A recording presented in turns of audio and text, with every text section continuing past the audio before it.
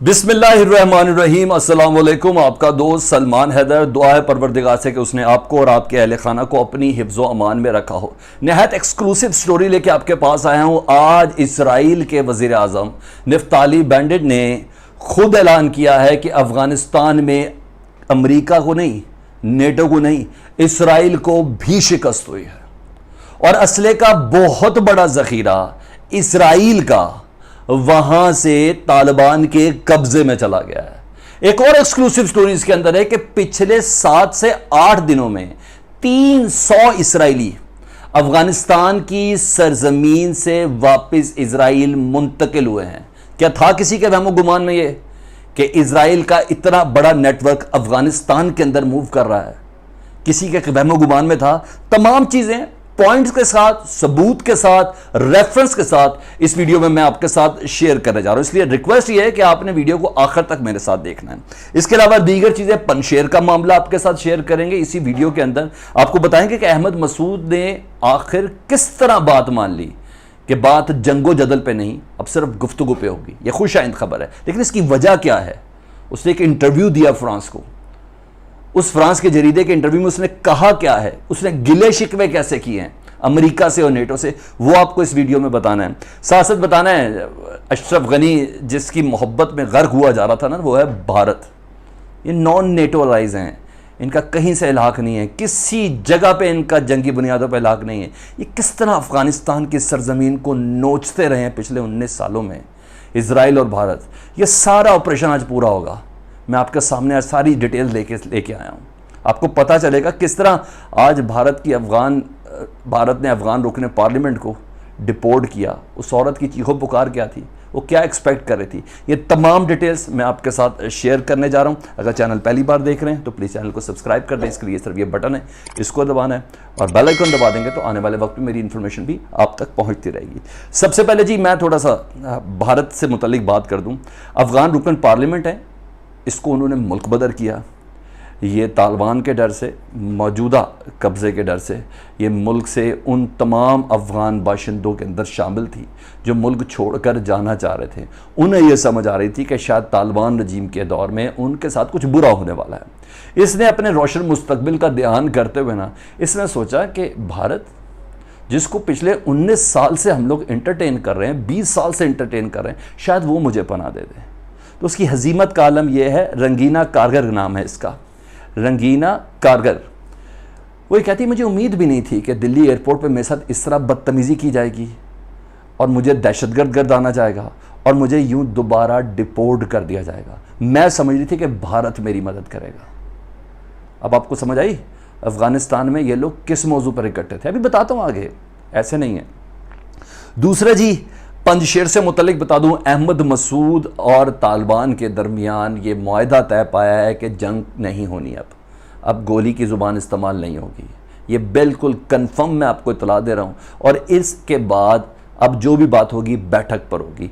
हुकूमत के अंदर हिस्सेदारी पर भी बात हो रही है कि अहमद मसूद को हुकूमत में हिस्सा दिया जाएगा। और ये भी बता दूं कि अब कोई गोली नहीं चलनी। इसकी वजह भी सुन लें। अहमद मसूद ने फ्रांस के एक जरीदे को इंटरव्यू दिया। उस जरीदे के इंटरव्यू में उसने बड़े गिले शिकवे किए। अहमद मसूद अपने इंटरव्यू में गिले शिकवे करते हुए यह कहता है कि दरअसल 14 अगस्त से 8 दिन पहले हमने अमेरिका से दरख्वास्त की कि हमें असलहे का ज़ख़ीरा दे दो, हम तालिबान के ख़िलाफ़ लड़ना चाहते हैं। कहते हैं बदकिस्मती यह कि अमेरिका ने हमें असला देने से इनकार किया, जवाब दिया कि असला नहीं देना आपको। कहते उसके बाद वही अमेरिकी असला इस वक्त तालिबान के हाथ में है। उन्होंने कहा हमें हमारे दोस्तों ने धोखा दिया, हमने माजी में जिनके साथ चले उन लोगों ने हमें धोखा दिया और ये तारीख बताएगी कि हम इस वक्त किधर खड़े हैं। तो ये वो तमाम सुबकियां हैं, हजीमतें हैं जो दोस्तों से अहमद मसूद को मिली, जिसकी बिना पर अब ग्राउंड रियलिटी ये है कि सिर्फ और सिर्फ गुफ्तो शनीद से ये बात होगी। मुझे अहमद मसूद की ज़ुबान पर तो इतना यकीन नहीं, लेकिन माजी करीब को तालिबान को देखते हुए, दोहा मुआहदे को देखते हुए, जहाँ इतनी एयर स्ट्राइक्स हुई, अमरीकी जहाज़ों ने, अमरीकी पायलटों ने तालिबान के दर्जनों लोग जहाँ भाग किए, उसके बावजूद तालिबान ने एक हमला भी किसी अमरीकी फ़ौजी पे नहीं किया, किसी अमरीकी डिप्लॉयमेंट में नहीं किया। उनका ये कहना था कि दोहा मुज़ाकरात की ये शर्त थी और हमने लिख के दिया हुआ था, और मुसलमान लिख के दिया हुआ कभी नहीं टालता।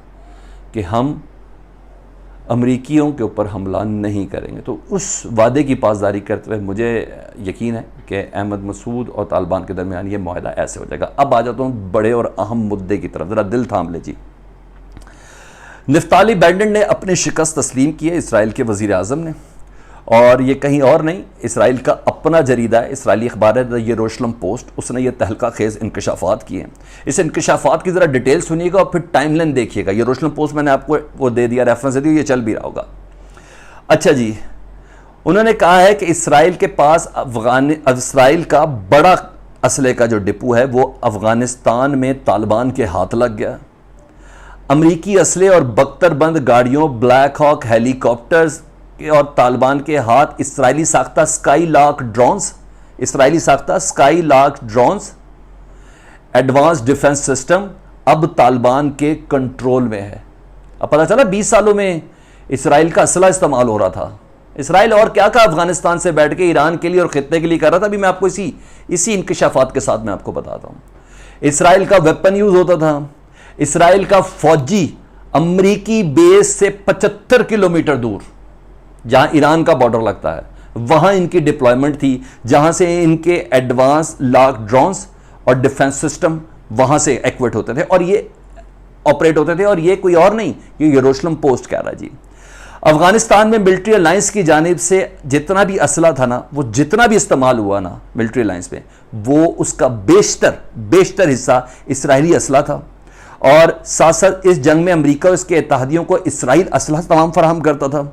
इस रिपोर्ट के मुताबिक इसराइली फोर्सेस चूंकि हिस्सा नहीं ले रही थी और अमरीकी परचम के नीचे ये जंग हो रही थी, इसलिए तालिबान के खिलाफ उन्होंने कोशिश की कि उनका चेहरा सामने ना आए। हालांकि वो थे उधर, लेकिन असलहे की पूरी सप्लाई नॉन नेटो होते हुए, किसी किस्म का इत्तेहादी जंग के मामले में ना होते हुए, अफगानिस्तान की मुसलमान की सरजमीन पर जो गोलियां, जो ड्रोन चल रहे थे, वो इसराइल के थे। और ये तमाम का तमाम जिसकी जो खेप है वो अब तालिबान के हाथ लगी है।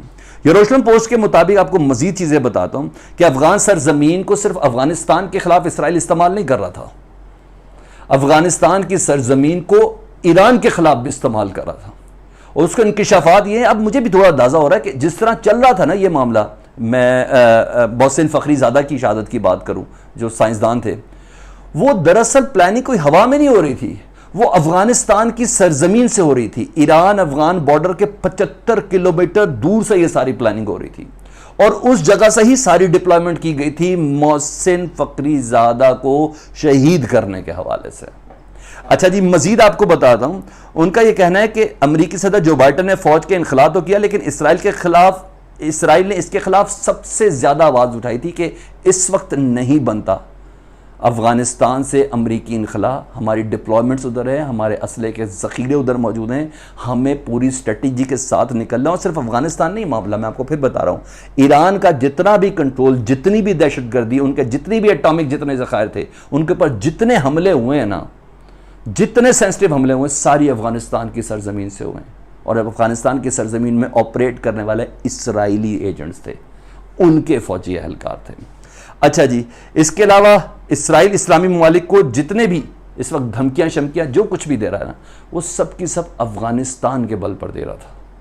ये वो तमाम चीज़ें थी जो इसका खुद यरूशलेम पोस्ट ने नफ्ताली बेनेट ने कहा, वज़ीर आज़म ने कहा कि हाँ हमें शिकस्त हुई है। ये रेफरेंस आपके सामने, इसको ज़रूर देखिएगा। वीडियो अच्छी लगी तो उसको शेयर ज़रूर कीजिएगा। चैनल पहली बार देखें तो सब्सक्राइब कर दें, बेल आइकन दबाएं। अपना बहुत ख्याल रखें। अल्लाहुम्मा सल्ली अला मुहम्मद व आले मुहम्मद।